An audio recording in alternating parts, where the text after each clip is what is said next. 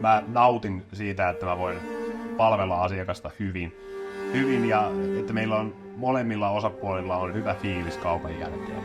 Mä oon Anssi Kuivumäki ja oon Kellon perustaja. Kello on perustettu vuonna 2018 keväällä yhdessä mun isän kanssa.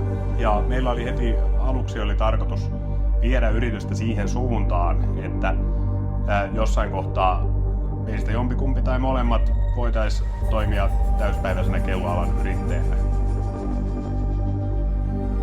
Toisin kävi, isä menehtyi ja jatkettiin sitten matkaa yhdessä mun vaimon kanssa. Ja viimeiset 2 vuotta on toiminut täyspäiväisenä yrittäjänä tässä yrityksessä.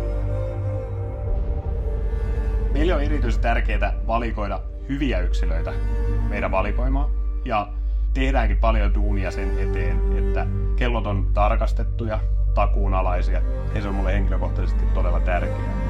Meillä suvussa on harrastettu kelloja jo ainakin 3 sukupolvessa. Mä oon niin lapsesta asti innostunut kelloista. Mä oon ostanut ensimmäisen arvokelloni jo ihan 7-vuotiaana.